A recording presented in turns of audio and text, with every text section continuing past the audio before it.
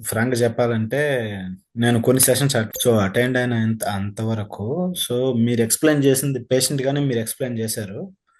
So, ఎంత మీరు effort అయితే మీరు మీ సైడ్ నుంచి ఇన్వెస్ట్ చేస్తారో, సేమ్ అంతే అమౌంట్ ఆఫ్ ఎఫర్ట్స్ మేము పోస్ట్ సెషన్ అయిన తర్వాత వర్క్ చేస్తే, ఇంకొద్దిగా బెటర్‌గా ఉంటది. కానీ మీ సైడ్ నుంచి మీరు సెషన్స్ అయితే మీరు కరెక్ట్‌గానే తీసుకున్నారని నాకనిపిస్తుందండి.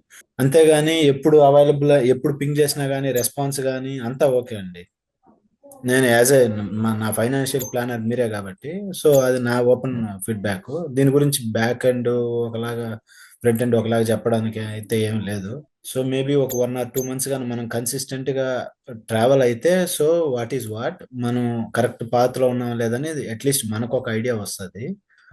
దాన్ని బట్టి సో మనం లాంగ్ టర్మ్ గాని అలాగే అది కంటిన్యూ అయితే గ్యారంటీగా అయితే టార్గెట్స్ అచీవ్ అవుతదని మాత్రం నాకు అర్థమైందండి. సో అది మేబీ నేను ఫ్యూచర్‌లో ఎలా ఉంటదో నేను చెప్పలేను గానీ, ఆ కాన్ఫిడెన్స్ అయితే నాకైతే గెయిన్ అయింది.